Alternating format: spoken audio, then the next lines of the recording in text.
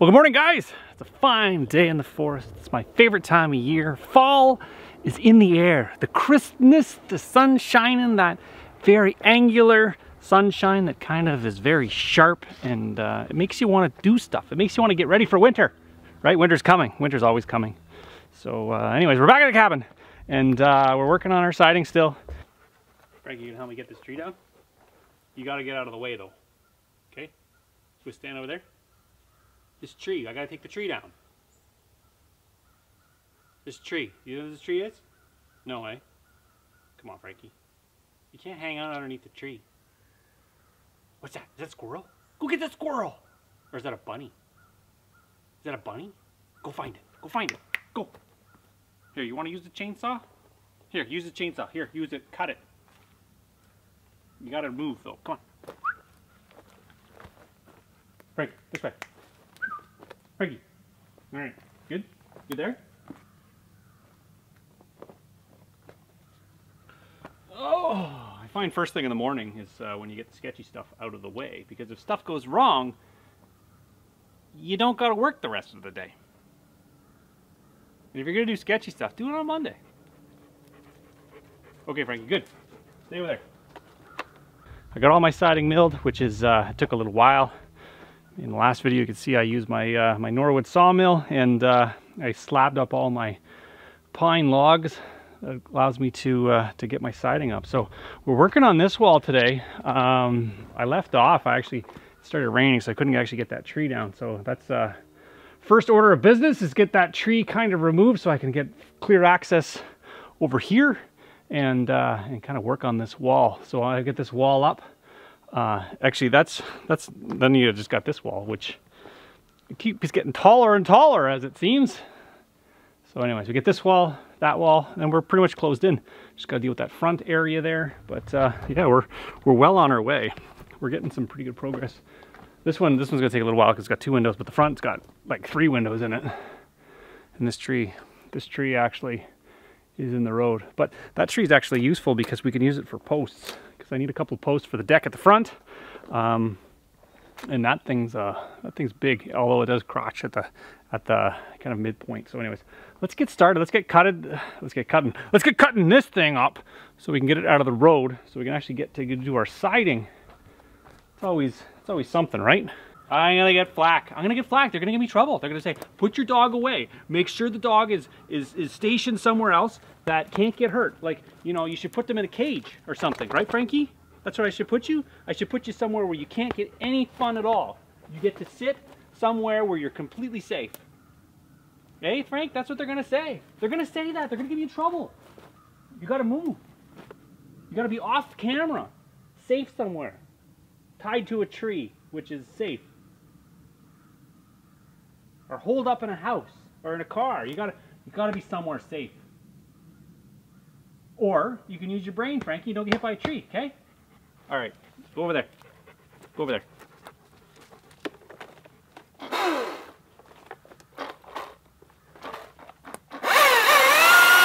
All right, so my plan is to put a wedge in there because invariably this thing's gonna try to pinch my saw because it's actually leaning up there. I want it to just break off and roll down the hill. That's what I wanted to do. So, wedge, I'm gonna take it, I'm gonna put it right here. No pinchy, saw. There we go. No pinchy, just make it, no pinchy.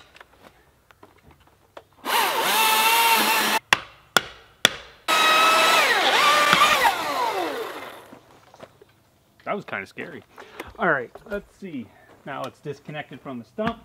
It is still leaning up the tree. I think I can move it. Ugh, it's heavy. I need a lever. I got a lever.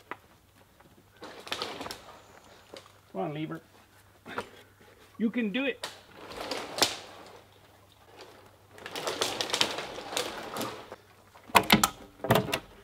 Frankie, you someplace safe? Good.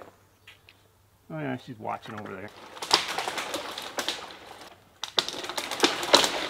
All right, well, it's always a good idea to set yourself up a nice work platform if you're gonna do anything repetitive. If you can ever, you know, get yourself off the ground, bending over and picking stuff up off the ground, you can go all day, you know? Waist height. Hey, Frankie, what do you think? Anytime I set anything up, you get on it. You like to be up high. Why don't you go sit in a building? Hey? Frankie's right hand man. She's gonna be handing me stuff all day, right, Frank? Or yeah, or standing on the table. All right. I gotta get my stuff all kind of lined up here, see what my material I got to work with, and I gotta do my end strip and then put flashing and all sorts of good stuff. Anyways, we're not gonna get it done unless we get it started. You hear that? Gotta get it started. Maybe if I clap my hands enough, it'll just poof, get done. No, it's not. This ain't TikTok. All right, let's get it done.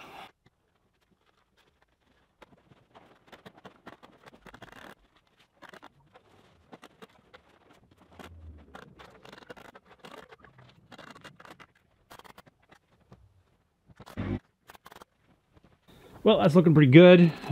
This is my flashing detail. This is the DuPont stretch wrap. I had a bunch of that stuff. It is crazy expensive, but it allows you to go around corners. It's kind of like flexible and waterproof, so you can get it right in the corner and go all the way around. But yeah, you don't want to bail. You don't have to pay for that stuff. I got it for like $2 for a roll of it. But if you have to pay for it, I would use something else because it's crazy expensive. But it does make a nice little area there. So if the water gets down in here, it just kind of flows away. Magic.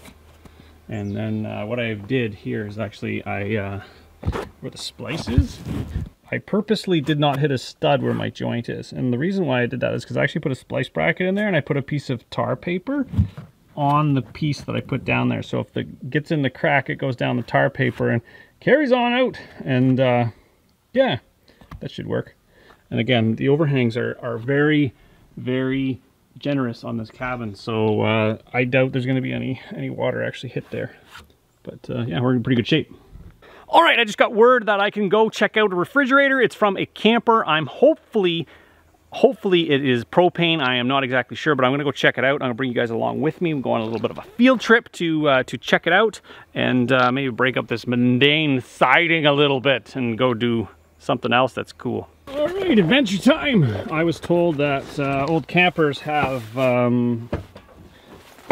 propane stoves in them, so I want to actually take a look. This is an old camper that I was given access to scavenge. And hopefully there's a propane fridge. So this is the guy. Nor cold! Actually, the floor is really squishy. So I've scavenged from this thing before. As you can see, there's no refrigerator, there's no window. Fortunately, the raccoons have not moved in. So I'm gonna see if this is actually, you know what, I'd probably take it anyways, even if it's not, what is in it, anything in it? American Pride. American Pride! Looks like, what does it say? 2.5 amps, 300 watts, volts DC. Looks like 8 amps, 10 watts. That's like nothing in DC. It doesn't appear, oh, tested for liquid gas equipped for propane. Look at that! It is a propane one. Crazy! That's exciting. How do you get it out of here? Cool. I don't know how to get this thing off. All right, let's figure this out. Got my little tickle trunk. My tickle trunk full of toys. What do we got? What do we got? What do we got? This thing, I bet you there's little tongs here. I probably needed that. Maybe it's just a frame. I don't know.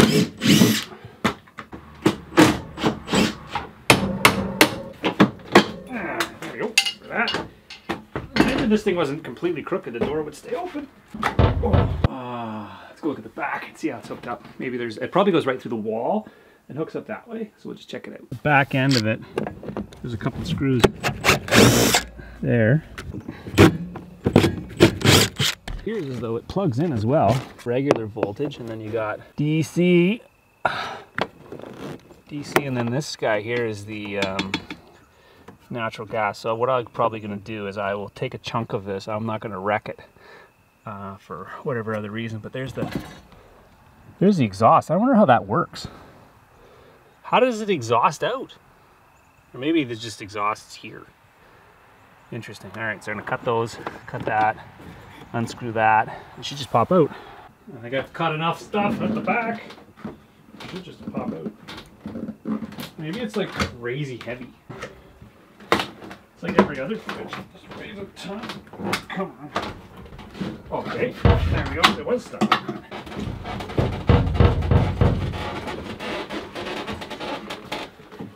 It's bigger than I thought it was. Here, you're back, Kevin. Well, you know, I was lifting a fridge one time and it just squished me. Hey, there we go. Got it. Cut. Look at that. That's cool. We got a propane fridge. All right, so what's mildly interesting is it doesn't actually fit out the door. Go figure, eh? So it's got to go out the back wall. I have to get some different stuff. I should have brought a Sawzall. I got to cut the back wall out to get it out the building. That seems a little strange that they wouldn't make it serviceable, but here we are. Can't get that thing out. So anyways, just cut a hole. All right, so my original plan was to cut out this back wall, and then I was thinking they gotta make it so it's serviceable. So anyways, there's like a flip down thing right here. Look at a flip down access. I didn't know that. I don't have campers. So yeah, this is going to come out the sidewall. That's pretty cool. Saves me a little bit of work, a little bit of repair, because my plan was to actually cut it out and then basically patch it, so I don't have to do that anymore. That's good. That's good news. Probably should have taken my time and just figured out that, you know what, they wouldn't have made a fridge, so you can't get the fridge out of the building. All right, let's get this thing in the truck. And then the sky opened up. Something's telling me not to take the fridge. I'm not sure what it is. I don't think this rain's gonna last very long. Look it, it's raining in here. It's raining. We should fix that. It's raining cats and dogs.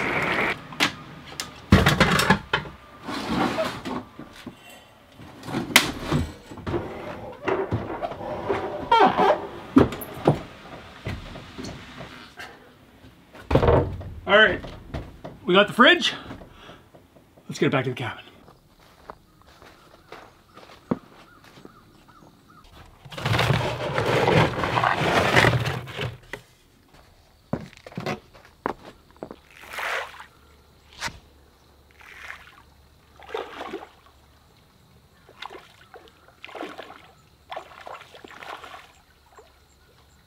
So if we're really quiet, I wonder if we can get them to come up here.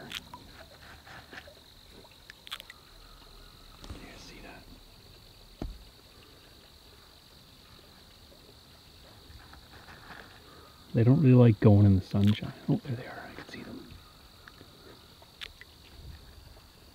Be quiet. See them.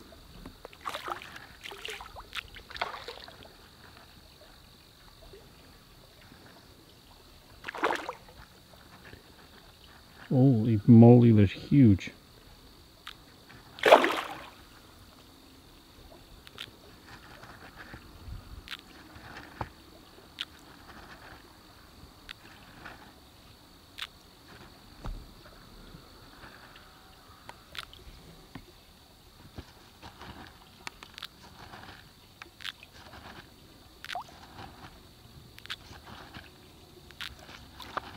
See if we can get some of them surface. There we go.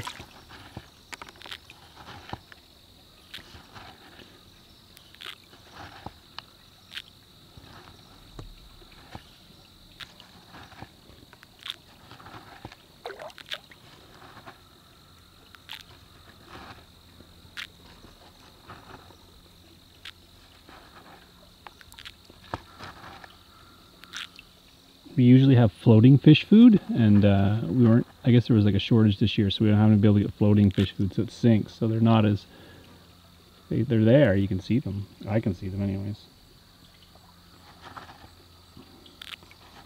Like a polarized filter on this lens. Anyways, there we go. Let's see if we can get the ones that are over there.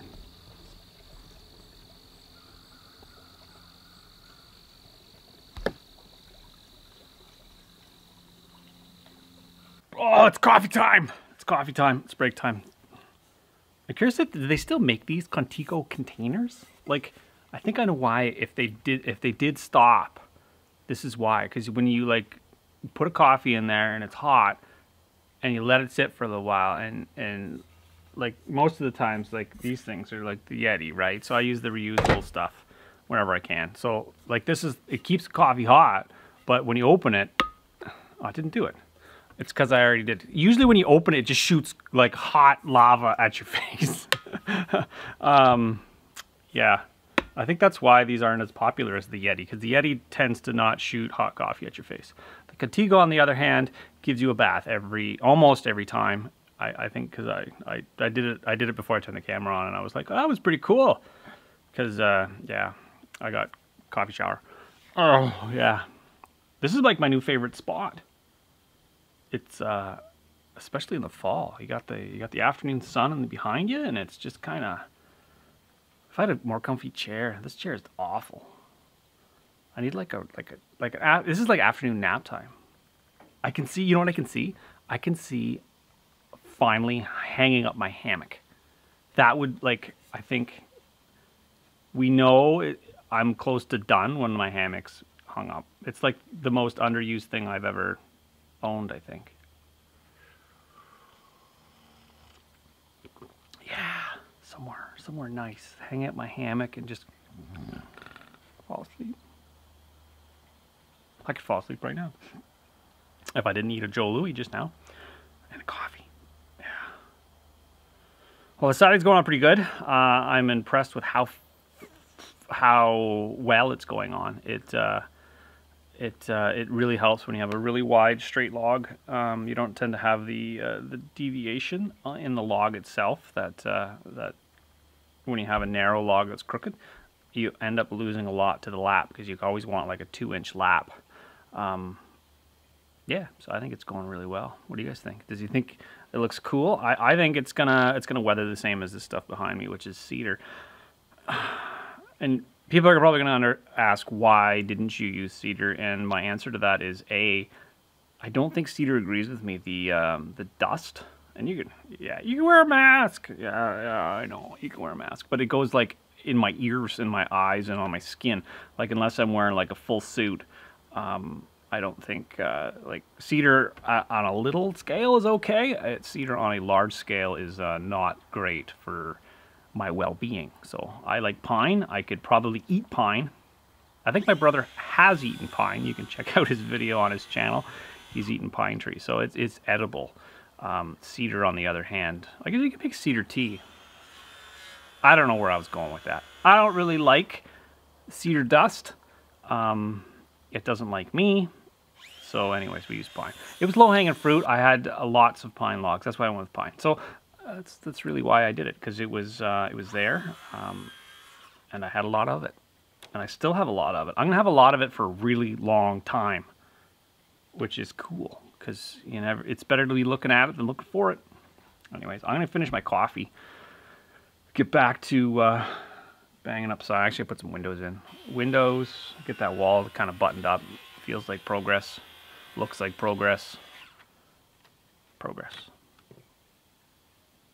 Enjoy your coffee, and then we'll get back doing windows.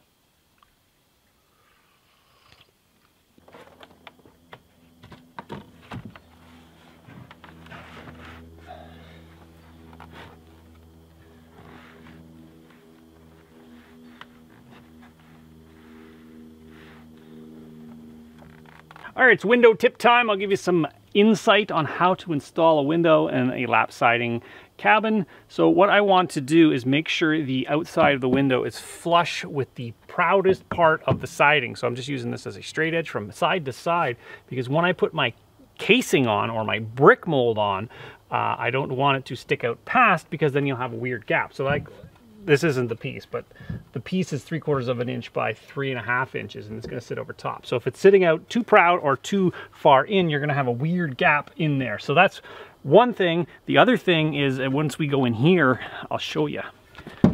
All right, so we go in here.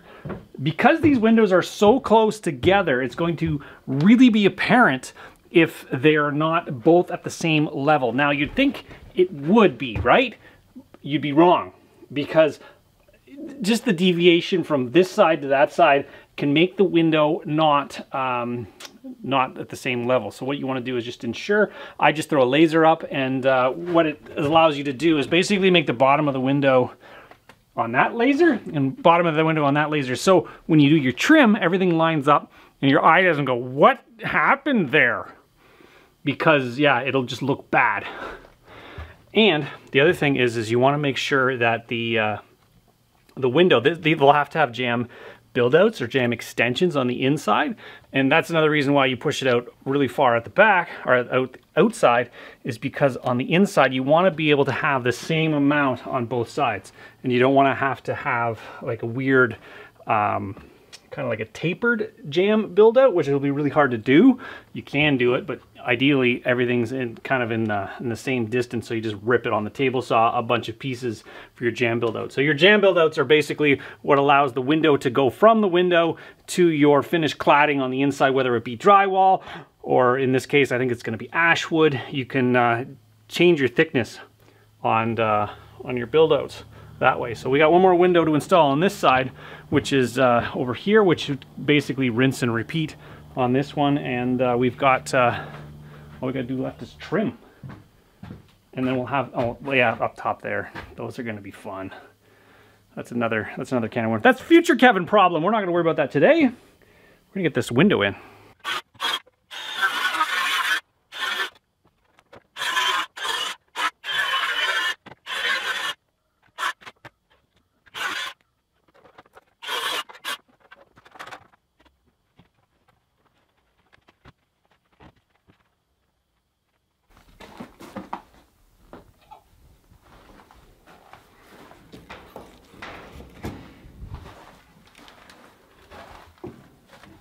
Look at those eggs. Those are super cool.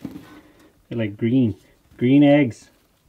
Green eggs and ham. They're kind of like a beige compared to a white. Look at the color. Look at the color difference between a white. It's like a greenish egg. White and green, tiny little eggs. Making sure it's safe for the ladies. Hey, making sure it's safe. You're a pretty rooster, aren't you? You're still a little skittish. Yeah. Big Red's gonna protect everybody. Right? You made friends with the rooster? You're like a rock chicken.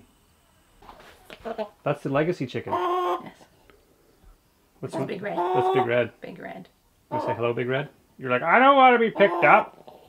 No. She bites sometimes. She's a biter? Yeah. Man, don't bite me. I still have a bruise on my arm from her. But you named them all. Yeah. What'd you name them? Lena and I named them all. What's the names? We have Thelma and Louise, which are the fun hair guys. The fun haired ones, yeah. The two specklies, the rooster and the speckled one is speckled and one is splash. Do you know what kind of chickens they are? I think they're bantam. Bantam? But I'm not quite sure. Maybe. There's the rooster. I imagine somebody can tell us what kind of chickens we have. That would be great, actually. Well, I'll make sure I get some good footage of them. And then we have Rudy, because Lena deemed her rude because she tried to run at her. Right. And then Snowball for the white one. Oh yeah? Because Lena's original like that. All right. Yes, well, you got to name like Pete. I had rabbits that were Pete 1, Pete 2, Pete 3, Pete 4. There was only rabbits that were named Pete. And Snowball is the white chicken. Anyways, that's the update on the chickens. We ended up getting some new ones after. We actually rescued a couple of them because this one was lonely. But then she was like a little upset that we got new ones. I think she liked being an only chicken. And then she got really territorial. But then they've settled down. We put her in at nighttime. And yeah, they've settled it down. And that, the rooster, roosting cock-a-doodle-doo and all day long. Right? You're like, I'm going to get in here so it's not so loud. You know what's strange is that you let them out of their coop and then they come around. They want to see what's on the other side of the fence. There's Speckle coming. There's Speckle. I don't know if you can see Speckle. See Speckle through the thing. You know what's interesting is you can see where the raccoons, once they got in, they tried to get in the cage. So actually there was one level of protection. They tried to eat through the bars, through the cage. They didn't get in, right? Right, Big Red? You saw that. It probably wasn't fun to watch. Anyway, so yeah, all protection. Oh yeah, the rooster has decided I'm not a threat, and I can just say hello. Hey, what do you think? Hello. Hi. You guys need some water? Yep. Need some water, and you guys need some food probably. Hey, what do you think? You gotta look like a little. You're getting a little picked on too. You guys are just settling in. Not bad though. Look at the rooster. Hey, you a rooster? Frankie, are you on chicken duty? Are you on chicken duty, Frankie? You're like, yes. Sorta. I like how she's sitting directly in the shade of that garden. Smart dog. They say black dogs look better in the shade.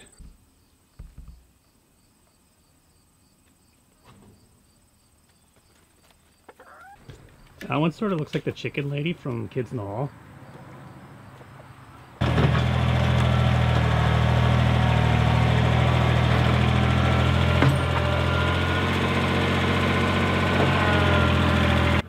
Well, I figured I'd take advantage of the weather while it's clear to do a little bit of landscaping. I also want to poke some holes in here because my next step is the front of the cabin, but I got nowhere to stand, and the little stub outs I left here for future consideration are a little too short to actually stand on to actually work on that area. So what I was thinking of doing is poking my deck posts in now that I don't need to have access to the front.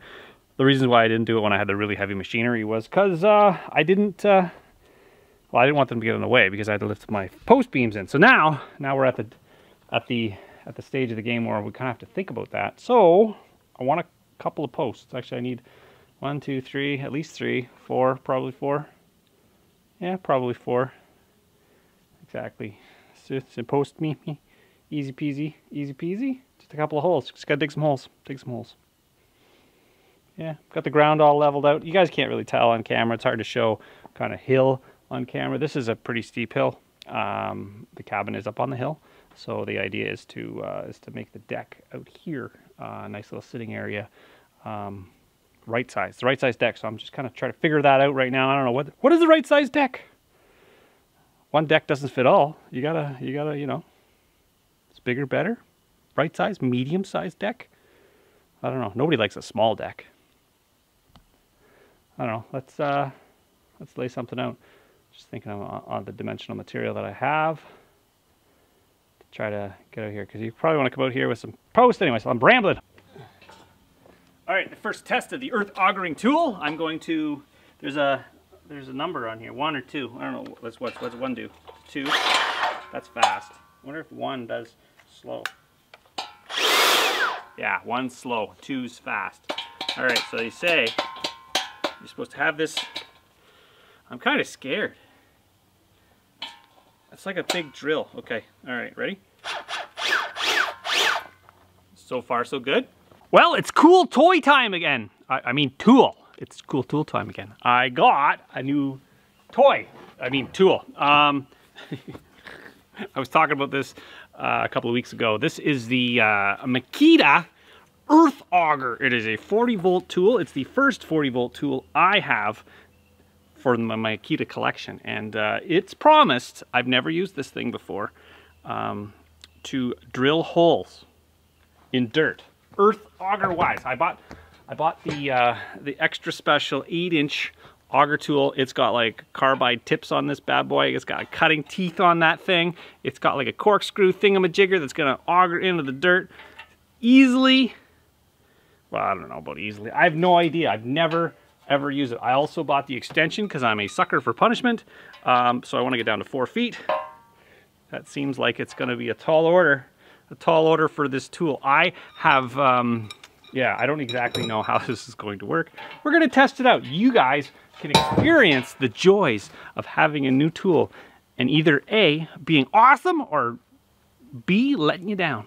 Because that could happen. You never know. It's also got these things, I don't know exactly what they're for. I think these are the adapters. So like if you got a spline auger bit, you use that guy. And if you you've got like just a straight one like I got, like is this one here, they're in the box, they're rattling around, you got to look for them carefully. But anyways, there's old school chuck here.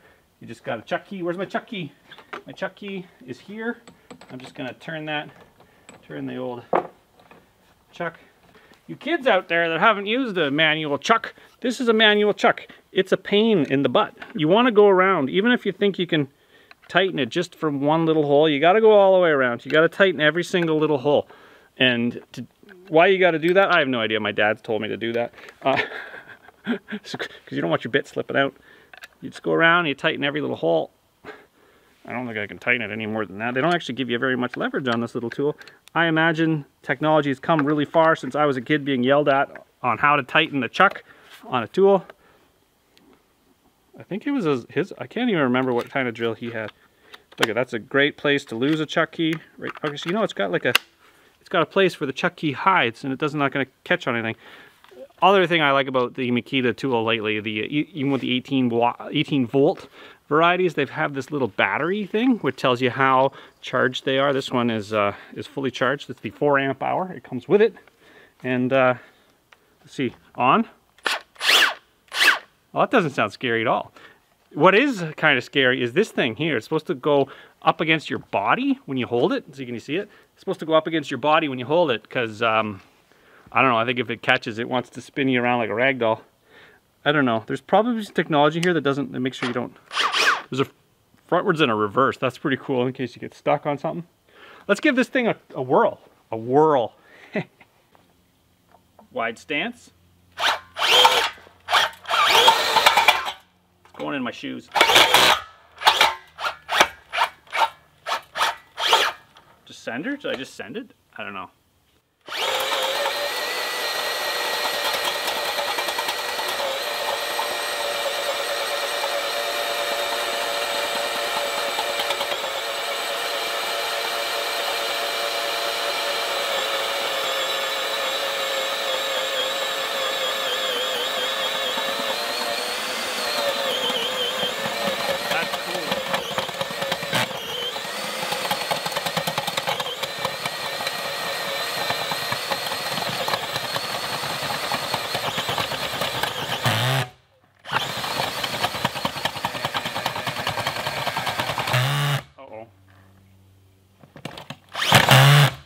That's a rock.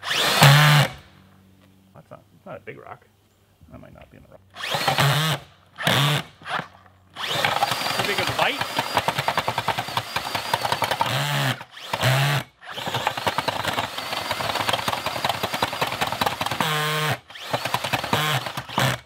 This thing's beating me up. Ow! No, you need the leg thing there. Let's put the thing on. Let's put the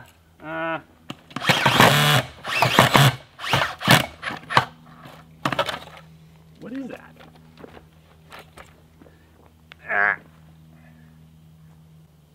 I'm down an arm length. You know what? Don left me his lining bar. I'm gonna go grab it. Lining bar. See if there's something actually down. Oh yeah, it's right on the edge of the hole. That's probably why.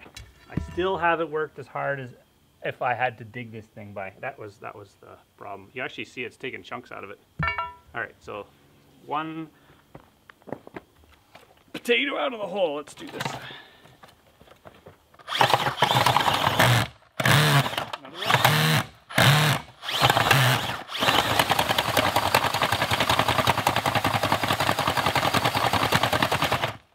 All right, I'm at the stage now where I want to put the extension.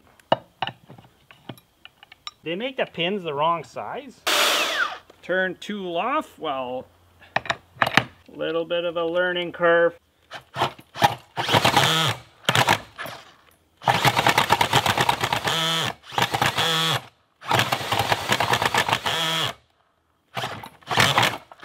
Definitely a rock. Take that out. Just my rock collection down there.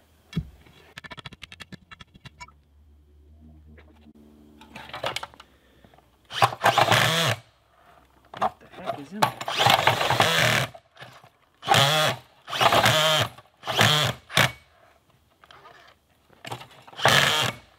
Now it just won't spin.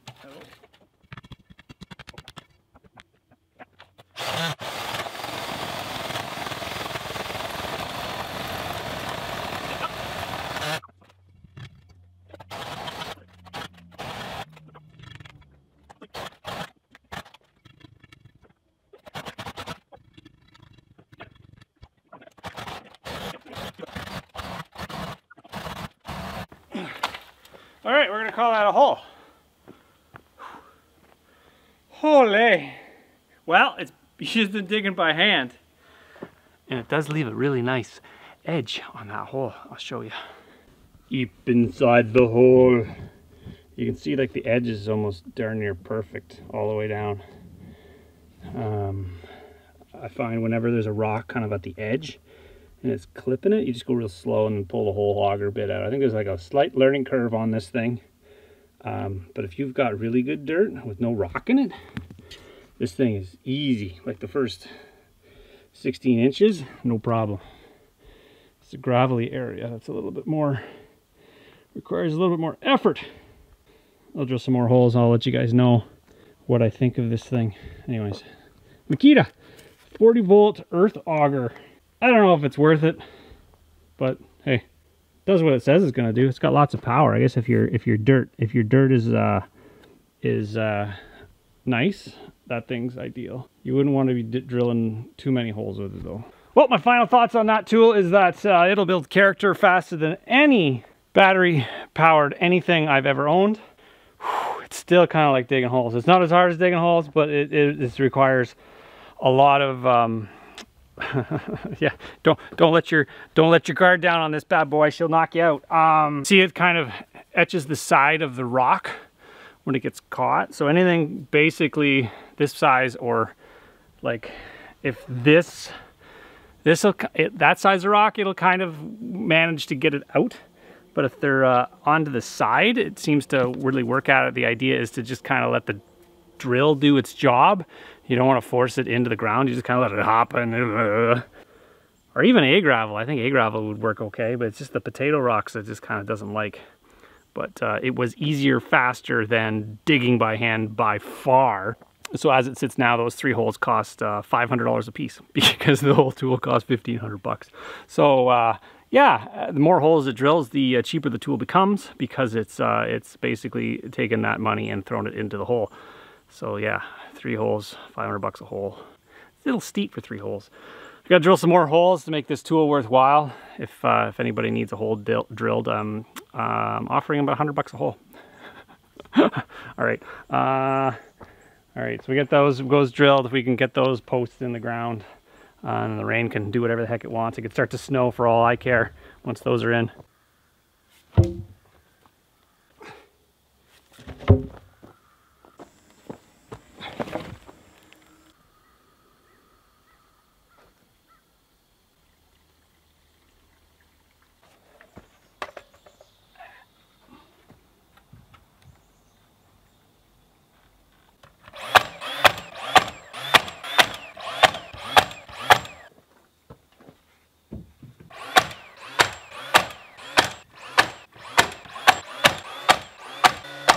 The fridge is here!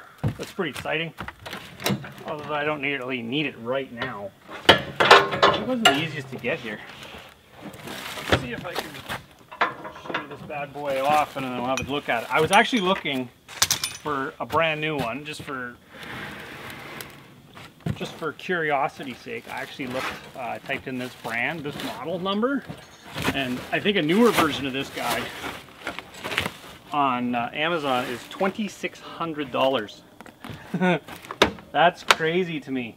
You kind of think it's got propane, it's got DC, so 12 volt, and it's got AC, so it's got all of the crosses all the boxes. Whatever type of fuel you have, you can power this bad boy. This is a Norcold. The Norcold, it's got the auto off gas. It's got gas check if flashing. All right, and it's got 5 settings. 1 through really cold. And the other thing I noticed is the shelves on the inside are actually flipped upside down. I guess so the stuff doesn't fall off the shelves when you're driving. I don't know if that's the case, but I'd like to flip them, but they're like screwed in. So I'm gonna flip them. But yeah, those are gonna sit out here for a little bit because I'm not quite ready for it. But when I am, there's the fridge. Another thing off the list. I was standing here and then this thing flew by. I don't know what it is. It was really quiet, so I think it's an owl. I don't know if we can see it. It didn't make it, it just flew by. And then, there it is. I think it's I think it's a some sort of hawk.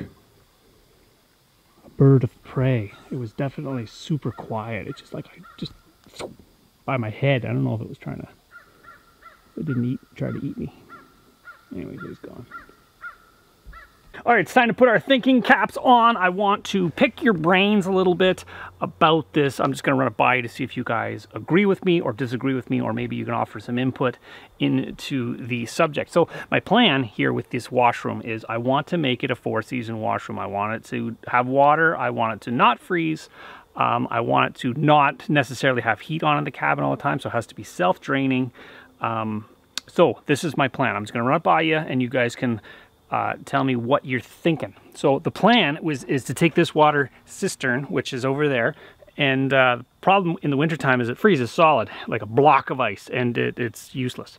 Okay, so my plan is to take a couple of IBC totes and dig them down in here. So reason why I say couple is because I want to dig it down the depth of an IBC tote. So I have one sitting on top, which is going to act as like a gabion basket. It's going to prevent the dirt from collapsing in on the lower cistern that's going to be below it. So, and it's going to be right about here because this is where the washroom is going to be. So it's essentially going to be under the washroom. So it won't have far to go. Probably about probably 12 feet. 12 feet from the bottom of the cistern up to the first device, or it'll be like either the sink or the shower. So that's not very far to pump. So my plan, I was looking at Princess Auto. They have half horsepower shallow jet pumps, and so that I was thinking that, and then I was thinking, how do I make it so in the wintertime when there's no heat in the building for it not to freeze? So that's a problem. Okay, so the other plan would be to take an RV pump, which is 12 volt. So that's what's got going for it. And then plumb it in such a fashion that has a check valve. And then when you're not calling for water, or maybe you have a switch, I don't know. When you're not calling for water, it just drains the whole system. So you plumb all your lines that would be essentially downhill from the, or uphill from the source. And then when you're not running your things, you just flick it off. You just turn it like a light switch. And then you don't have to worry about it freezing. So that's another option. I don't know if you guys have any other ideas. The other idea would, I guess, would be to, which would be power hungry, would be to run trace lines on the water lines to prevent them from freezing, because I don't really want to do that. I don't really have enough power to do that, especially when it's cold out. So like there's a couple of problems with cold weather. Is one, batteries don't like cold weather, and yeah, when it's cold, it's generally not sunny, so you don't get to collect much solar power. So there's a lot of problems, and I think that's probably why a lot of people haven't tackled the problem. So I'm gonna tackle it. I'm still rattling it around in my brain a little bit to figure out exactly how to do it. I guess the other option would be to you know, perhaps have a small like space heater underneath the washroom, just to like basically heat that little area there, like maybe something like a tiny little propane thing that doesn't require that much energy, and then like super insulated or something like that. So the just under the washroom is like it's just warm. So that actually might be an option. Yeah, if we sit here long enough, we'll figure it out. Talk to the trees. You guys don't respond very well though. Not the instantaneous response, anyways, that I'm looking for. All right, so that's where that's my thought. But I'm looking to get started on this ASAP, because the weather is beautiful. It's blue sky for the next at least like a couple of days, anyways. So it's anytime you can dig in the ground and not have rain in the forecast is ideal. So like right here. All right.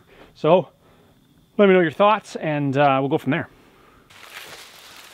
So the problem is, not very quiet getting up and down anymore. So, well, once the leaves have fallen off, still look stealthy. Do it. Yeah, watch. Do it. It's like an episode where the lasers are shooting through, and you gotta put your bum in the air to try to get through there. Did anybody hear me? No. The deer won't even know I'm coming. Maybe the deer gnawed the tree down. They have friends with the wind, and the I'm sure they're friends with the wind. And the beaver. I might. Well, the never-ending honey-do list has yet again provided to be fruitful. This is Chris's deer stand, and if you guys can see that guy over there, that is a giant maple tree that snapped off in the middle. I think I heard it. It was like dead calm one day, and then you could hear that snap, and it was like crash, bang, boom, and then this whole thing just came down. I'm significant distance away that way, so I didn't actually come to investigate because I gotta go through like a swampy area. But like you can see, nothing, no like trees show big on camera, but like look at the size of this thing. It's just crashed down, and then there's actually 2 trees here. This other one, the dead one crashed and hit this one, and then that had a nasty crotch on that one. I'm blaming Chris's climbing thing for, I don't know, maybe, I doubt it. So anyways, Chris and Holden are here. They're gonna, I think my construction actually held the tree together. Maybe you could go up and show it after, but like that tree bolted to the other tree probably saved half the tree. It's 2. You did, like, look at that. You can kind of see that. We'll look at that. See right there? That's where it snapped off. It snapped off mid-tree, so it's possible that that did save your tree stand and the tree. So the plan is to just basically cut all these limbs out, because this is Chris's hunting grounds. Holden hunting ground too. You're gonna hunt here? I guess so. You guess so. You excited about that, Holden? Sure. He wants to be gaming today. I said, no, that's enough. Come out. All right. So he's missing gaming, but. Oh, I want to be gaming. All right. So yeah, we're gonna cut all these limbs out, and then they're gonna drag. Actually, dragging limbs is probably harder than cutting limbs. That's why Holden's here. Yeah. Holden. What? You're gonna become a little bit more of a man today. I've done this before. Every day he's becoming more of a man. You read any of the comments on the video? The young ladies were talking about you on my video. I didn't read that. Oh, Which okay. video was it? Oh, he should watch the videos, right? You should watch my videos. Just you haven't watched mine. I hit play and walk away. That's all I ask you ever to do. You know, just hit play and walk away if you don't got time. And then I come back to them when I do have time. Lately, I haven't had any time. It's been very, like these keep happening. And it's, yeah, all right. We can get the chipper back here. Just chip it up. Anyways, all right, let's... Is that the broken chipper? Yeah, get that. It works fine. I was using it today, like early morning. I was sweating to the oldies. All right, let's get this thing chopped up.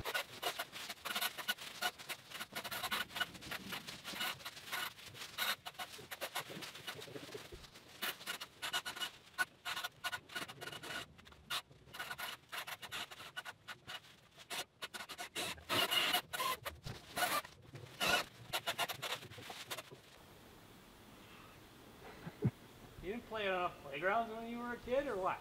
Dude, he's like mom. He's super cautious. I just got a fear of heights, kind of. That'll fix you. Well, I can do it. You want me to go shake it for you? Well, it's striking good enough already. It's not shaking at all. You're shaking it. Look. See this? It's funny how high he is, right? He thinks he's gonna, like, you're like one body length up. Well, yeah, I'm not high anymore, but I was before. Yeah, once you get halfway down that ladder, everything's good. Yeah, I know. Dude, there's fresh manure on there. Freaking raccoons. Every single time. Like, the chair's upside down there, and they're like, oh, that's a comfy place to sit, because, you know, I turn it upside down so they don't sit on there and have poops. But then if you don't get rid of the poops, you know what they do, right? They poop it's like, more. oh, there's more poop. They just add some more poop on top of it. Every time I go up there, there's poop. Tell us how you really feel. I hate raccoon poop. It's full of, like, everything that can kill you. Yeah. And harm, and like make your life a living hell, because there's roundworms and tapeworms and longworms and bad worms and parasites and tape. Dude, we had this slingshot trap up on our deck. We left for a week, North Bay, come back, there's a raccoon in it. There's literally worms, like there's garden worms all in it. It's literally sitting in its own. All right, well, that's pretty much gonna wrap it up for me today. We made some really good progress today. I'm really pleased with what we got accomplished. This giant back wall, we got our posts in. Anyways, I hope you guys enjoyed this one, and join me on the next one.